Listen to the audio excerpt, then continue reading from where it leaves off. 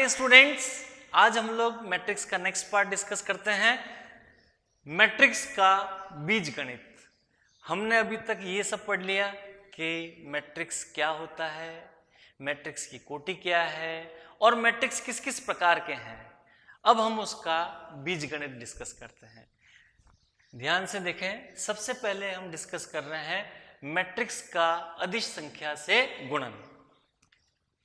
यदि किसी अदिश संख्या से मैं किसी दिए गए मैट्रिक्स ए को गुणा करता हूं तो उस अदिश संख्या का गुणन मैट्रिक्स के प्रत्येक अवयव से हो जाता है। कैसे होता है, ध्यान से देखें। यदि कोई अवयव या मैट्रिक्स ए बराबर 3, 2, 7, 5, -3, 4, कोटि कितनी हो गई, इसमें 2 पंक्तियां और 3 स्तंभ, तो कोटि हो गई 2 × 3। अब मैं इस मैट्रिक्स को किसी अदिश संख्या k से गुणा करता हूं। ध्यान रखिए, इस k का गुणन सभी अवयवों से हो जाएगा। तो ak किसके बराबर हो गया, 3k, 2k, 7k, 5k, -3k, 4k।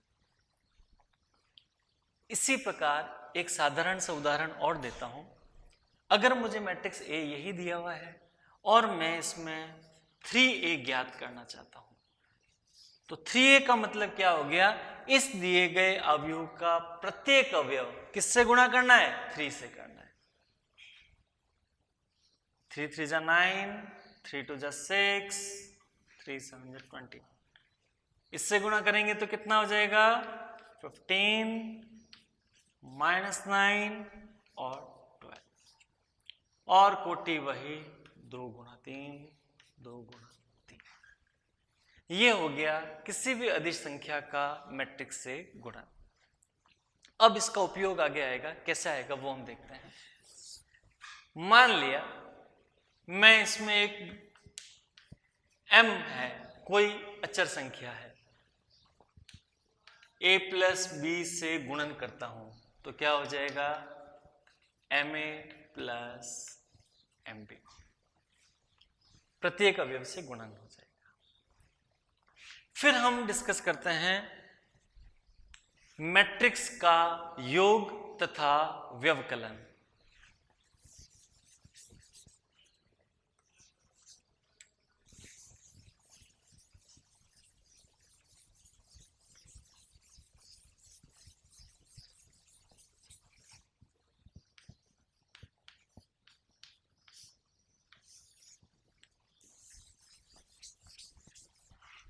Matrix का योग करना है। ध्यान से देखें, सबसे पहली बात, मैं किन्हीं भी दो मैट्रिक्स का योग कर सकता हूं यदि उन दोनों की कोटियां समान हो।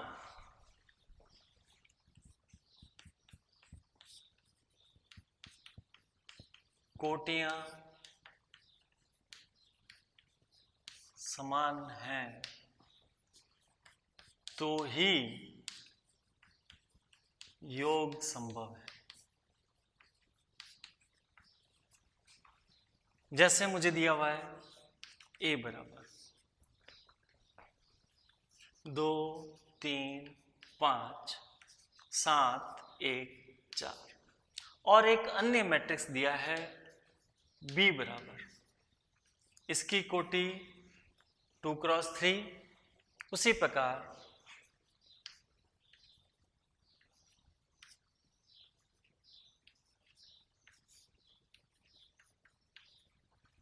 अब मैं इस मैट्रिक्स A तथा B का योग करना चाहता हूं। तो सबसे पहले हमारी पहली शर्त यहां संतुष्ट हो रही है कि दोनों की कोटियां समान हैं। अब मैं दोनों का योग करना चाहता हूं तो पहले अवयव में पहले अवयव का योग कर दूंगा। लिखने का तरीका 2, 3, 5, 7, 1, 4 प्लस 4 - 2 7, 1 3 8। अब पहले अवयव के साथ पहला अवयव जुड़ जाएगा तो हमें क्या प्राप्त होता है, ध्यान से देखें, a प्लस बी बराबर, पहला अवयव 2 और ये 4, तो 2 प्लस 4 कितना हो गया, 6। इसी प्रकार 3 प्लस माइनस 2 तो कितना हो गया, 1। ये 5 प्लस 7,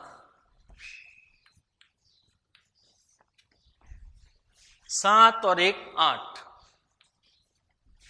1 प्लस 3 4, 4 और 8 12। इस प्रकार हमने दिए गए दो मैट्रिक्स का योगफल प्राप्त कर लिया। ये ए और बी का परिणाम प्राप्त हो गया।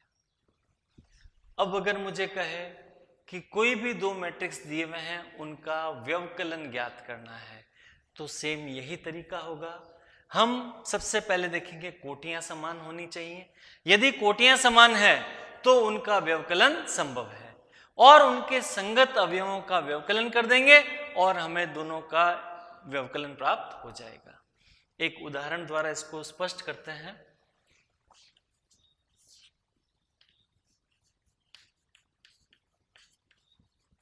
मैट्रिक्स का व्यवकलन,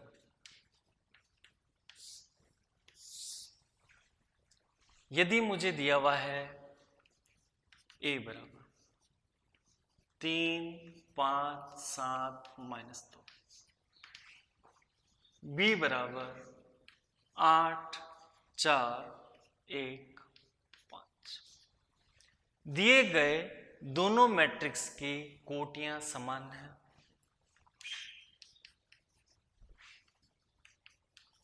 अतः इनका व्यवकलन संभव है।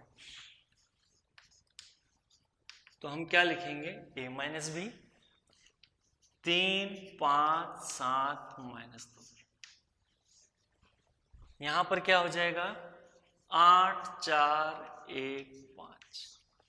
अब वही प्रक्रिया ध्यान से देखें, a माइनस बी बराबर, पहले अवयव में से पहला अवयव घटाएंगे, 3 minus 8 minus 5, 5 minus 4 1, 7 minus 1 6, minus 2 minus 5 minus 7। मेरे ख्याल से आप सभी को यह बात अच्छे से समझ में आ गई होगी। अब हमने अभी तक जो जो पढ़ा, पहला पॉइंट पढ़ा था हमने किसी अदिश संख्या का मैट्रिक्स से गुणनफल, फिर हमने पढ़ा दो मैट्रिक्स का योगफल, और अब हमने पढ़ा है मैट्रिक्स का व्यवकलन। इन तीनों को मिलाकर मैं प्रश्न देता हूं, ध्यान से देखें।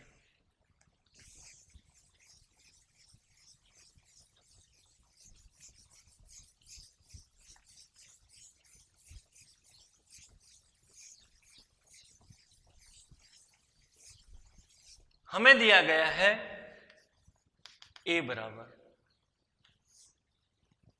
2 5 6 8 1 4, b बराबर 3 माइनस 2 4 5 1 6। यदि मुझे कहा जाए ज्ञात कीजिए 3a minus 2b, 3a minus 2b ज्ञात करना है, बड़ा आसान सा काम है। सबसे पहले इस 3 का गुणा a से करेंगे, ये मुझे ज्ञात करना है।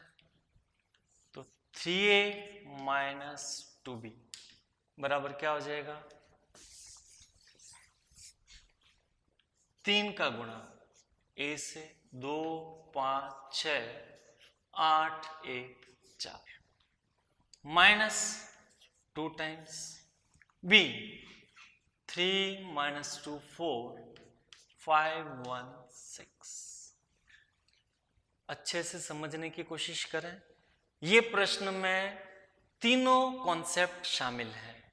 सबसे पहले मुझे कहा 3a ज्ञात करना है, 3 का गुणन A के प्रत्येक अवयव से करेंगे तो हमें क्या प्राप्त हो जाएगा? 3 2 जा 6, 15, 18, 24, 3, 12 माइनस। अब यहां पर इस 2 का गुणन सभी अवयवों से कर देंगे। 6 माइनस 4, 8, 10, 2, 12। अब हमें साधारण सा व्यवकलन करना है, संगत अवयवों का व्यवकलन करना है। पहले अवयव में से दूसरे अवयव को घटाना है और परिणाम प्राप्त हो जाएगा।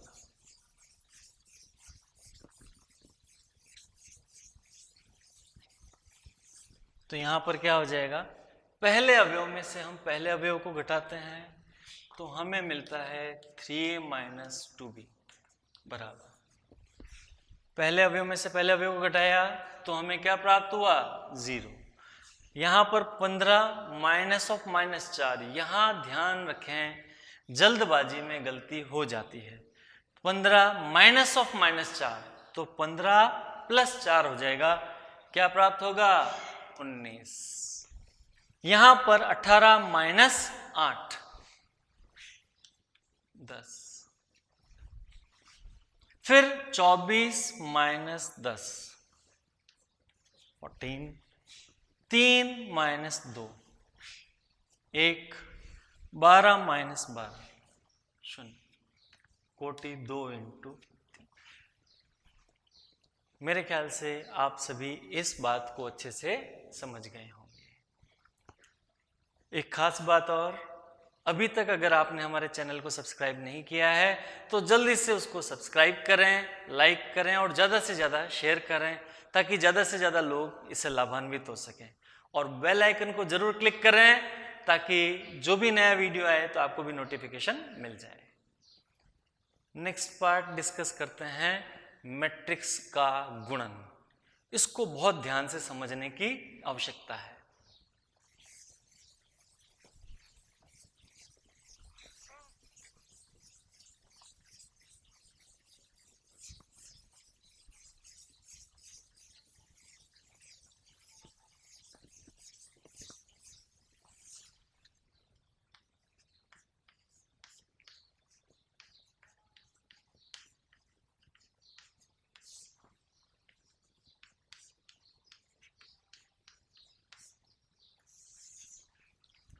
सबसे पहली बात, गुणन की शर्त क्या है?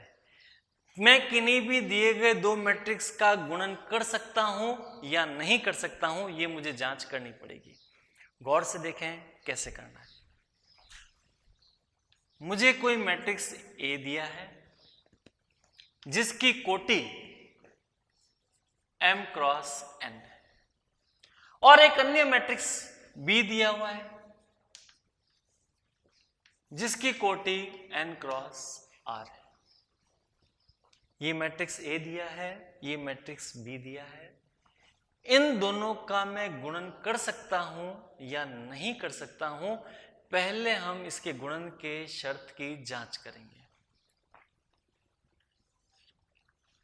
यहां पर पंक्तियों की संख्या, स्तंभों की संख्या,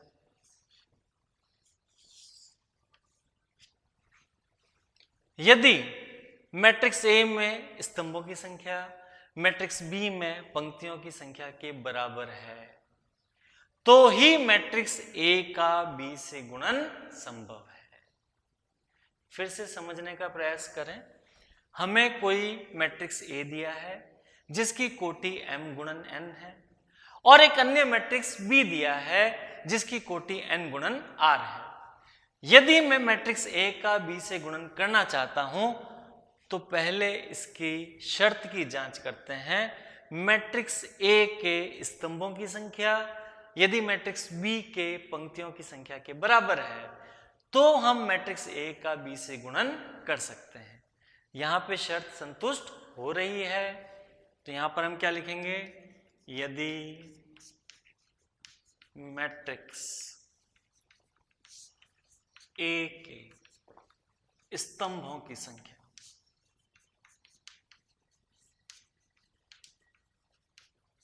बराबर मैट्रिक्स बी के पंक्तियों की संख्या।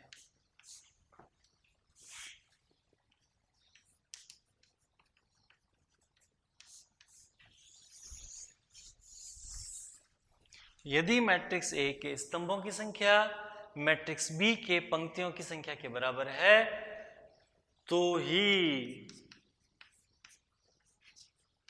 मैट्रिक्स ए का बी से गुणन संभव है। तो ही मैट्रिक्स ए का बी से गुणन संभव है। अब हमने मैट्रिक्स के गुणन की जांच कर ली और मैट्रिक्स का गुणनफल जो प्राप्त होगा उसकी कोटि क्या होगी? ए बी बराबर जो परिणाम प्राप्त होगा, तो यहां कौन बच गया m, यहां कौन बच गया r, तो इस प्राप्त परिणाम की कोटि होगी m क्रॉस r। इस प्रकार से हम दो मैट्रिक्स के गुणन की शर्त की जांच कर सकते हैं और परिणाम की कोटि क्या होगी वह भी हम लिख सकते हैं। अब प्रश्न ये आता है कि मैट्रिक्स का गुणन कैसे किया जाए, वो भी एक तरीका है। हम मैट्रिक्स गुणन में पंक्ति इंटू स्तंभ विधि का प्रयोग करते हैं। वो कैसे करना है अभी हम डिस्कस करते हैं। पहले इसको ध्यान से समझ लें। सबसे पहले दो मैट्रिक्स दिए हुए हैं, इनमें m cross n cross r, इसके स्तंभों की संख्या इसके पंक्तियों की संख्या के बराबर, तो मैट्रिक्स ए का बी से गुणन संभव है और जो परिणाम हमें प्राप्त होता है वो m क्रॉस r होगा।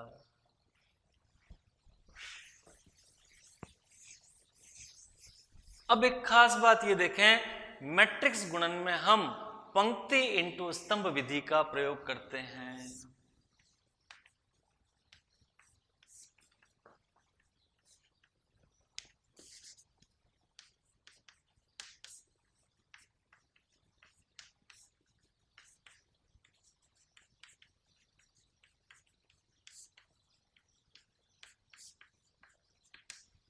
पंक्ति इंटू स्तंभ विधि का प्रयोग करते हैं।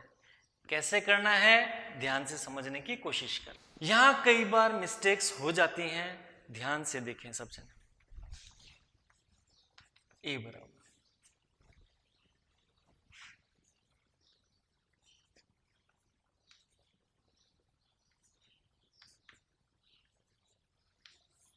इस मैट्रिक्स ए की कोटि क्या दी है? 2 क्रॉस 3।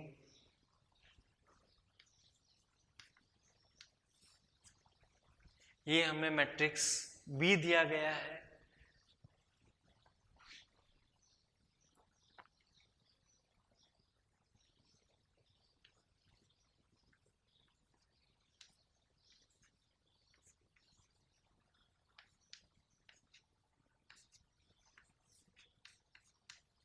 इसकी कोटि दी है 3 क्रॉस 3।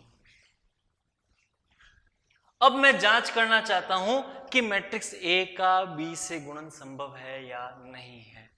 गौर से देखें, यहां मैट्रिक्स ए है, इसकी कोटि 2 गुणा 3 है और इसकी कोटि 3 क्रॉस 3 है। यहां पर मैट्रिक्स ए के स्तंभों की संख्या बी के पंक्तियों की संख्या के बराबर है। तो यहां क्या लिखेंगे? चूंकि ए के स्तंभों की संख्या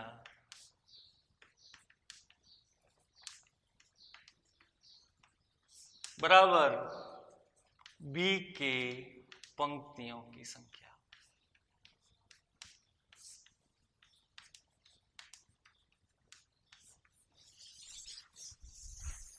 अतः मैट्रिक्स ए का बी से गुणन तो संभव है। अब गुणन कैसे करना है वो बड़ा सावधानी पूर्वक देखें। ए बी मेरे दिमाग में स्पष्ट है कि अब जो परिणाम प्राप्त होगा उसकी कोटि 2 क्रॉस 3 होगी। तो यहां पर इसी प्रकार से हम बनाते हैं। अब हमने यहां पे साफ लिखा है कि मैट्रिक्स गुणन में हम सदैव पंक्ति इंटू स्तंभ विधि का प्रयोग करते हैं और पंक्ति इंटू स्तंभ विधि का कैसे करेंगे वो गौर से देखें। पहली पंक्ति का चयन कर लिया हमने, इसका इसके तीनों स्तंभों से एक एक करके हम गुणन करेंगे। क्लियर? पहली पंक्ति का पहले स्तंभ के अवयवों से गुणन, जो भी आएगा इधर लिख देंगे, फिर इसका दूसरे स्तंभ के अवयवों से गुणन, फिर तीसरे स्तंभ के अवयवों से गुणन, जो भी परिणाम आएगा वो हम साथ साथ लिखते जाएंगे।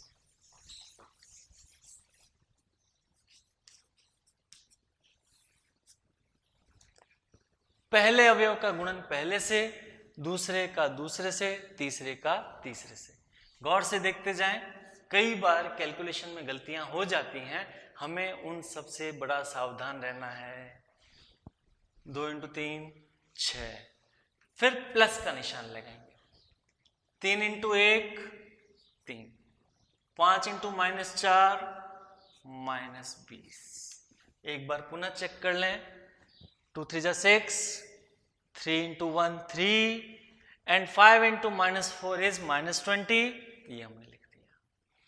अब इस पहली पंक्ति के अवयवों का गुणन दूसरे स्तंभ के अवयवों से करना है। सावधानी क्या रखनी है, हम जो यहां हमने पहली पंक्ति का चयन किया है, इसका मतलब जो भी रिजल्ट लिखेंगे वो सभी के सभी पहली पंक्ति में लिखेंगे। अब मैं पहली पंक्ति के अवयवों का गुणन दूसरे स्तंभ के अवयवों से करता हूं, तो क्या प्राप्त करता हूं? 2 गुणन 4 8 हो गया, 6 प्राप्त हुआ, प्लस 30, 2 4 जा 8, 3 2 जा 6, 5 6 जा 30। उसके बाद पहली पंक्ति के अवयवों का गुणन तीसरे स्तंभ के अवयवों से करना है, और जो भी परिणाम आ रहे हैं सभी के सभी मुझे पहली पंक्ति में ही लिखने हैं। तो यहां पर क्या हो जाएगा? 2 5 जा 10, -6 35।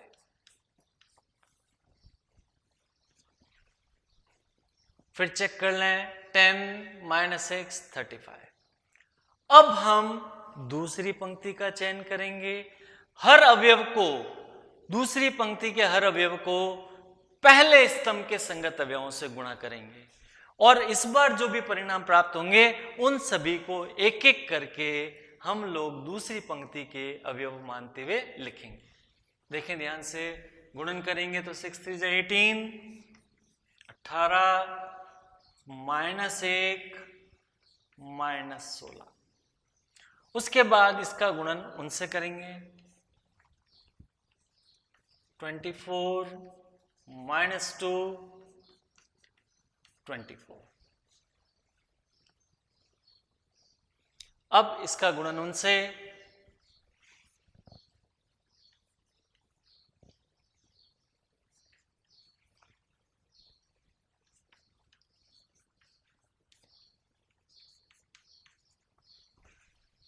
यहां पे आपने दूसरी पंक्ति का चयन किया, सबसे पहले पहले स्तंभ के अवयवों से संगत अवयवों से गुणा किया, फिर दूसरे स्तंभ के संगत अवयवों से गुणा किया, फिर तीसरे स्तंभ के संगत अवयवों से गुणन किया, और हमें ये सभी भाग प्राप्त हो गए।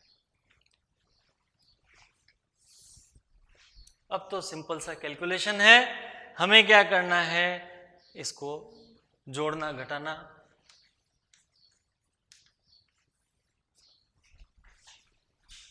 ये हो गया 6 और 3 9 -20।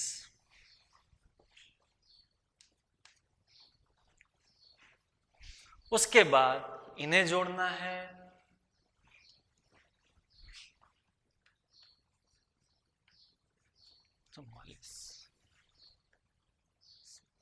35 और 10 45, 45 में से जाएंगे 39।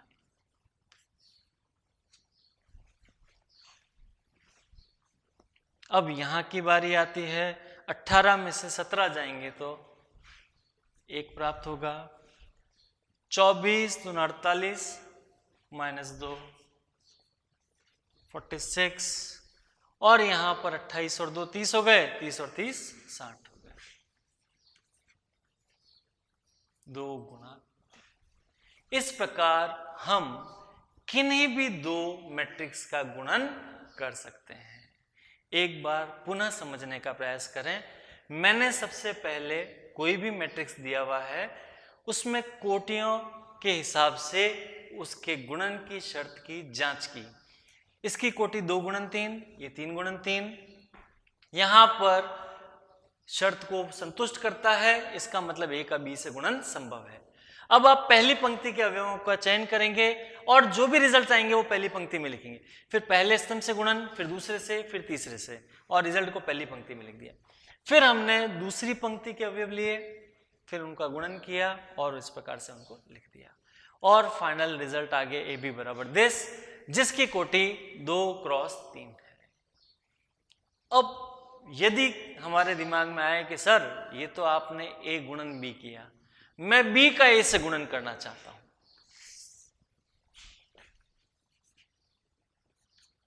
बी बराबर दिया हुआ है हमें 3 क्रॉस 3 और ए बराबर दिया हुआ है 2 क्रॉस 3। यहां ध्यान से देखें, मैट्रिक्स बी के स्तंभों की संख्या ए के पंक्तियों की संख्या से मैच नहीं कर रही। इसका मतलब मैट्रिक्स बी का ए से गुणन संभव नहीं है। गुणन बी संभव नहीं है। मेरे ख्याल से बात आप अच्छे से समझ गए होंगे। आज हमने जो भी पढ़ा है उसको एक बार पुनः रिवाइज कर लेते हैं, ध्यान से देखें। सबसे पहले हमने पढ़ा मैट्रिक्स का बीजगणित। मैट्रिक्स का बीजगणित में किसी भी अदिश संख्या का मैट्रिक्स से गुणन करना है तो उस अचर संख्या या अदिश संख्या का गुणन मैट्रिक्स के प्रत्येक अवयव से हो जाता है। फिर हमने पढ़ा दो मैट्रिक्स का योग करना है, तो पहले हम देखेंगे कि उनकी कोटियां समान हो। कोटियां समान है तो संगत अवयवों का योग कर लेंगे और हमें दो मैट्रिक्स का योग प्राप्त हो जाएगा। फिर हमने पढ़ा कि दो मैट्रिक्स का व्यवकलन करना है, यदि उनकी कोटियां समान हैं तो उनके संगत अवयवों का व्यवकलन करें और आप दो मैट्रिक्स का व्यवकलन प्राप्त कर सकते हैं। फिर हमने पढ़ा मैट्रिक्स का गुणन। अगर मुझे दो मैट्रिक्स ए और बी का गुणन करना है तो पहले आप गुणन की शर्त की जांच करें, उसके बाद पंक्ति इंटू स्तंभ विधि से उनका गुणन करें। आप इस टॉपिक को अच्छे से समझ गए होंगे, मैं उम्मीद करता हूं। अगर आपने अभी तक भी इस चैनल को सब्सक्राइब नहीं किया है तो फटाफट चैनल को सब्सक्राइब करें, ज़्यादा से ज़्यादा शेयर करें, लाइक करें और बेल आइकन को क्लिक करें। Thank you very much.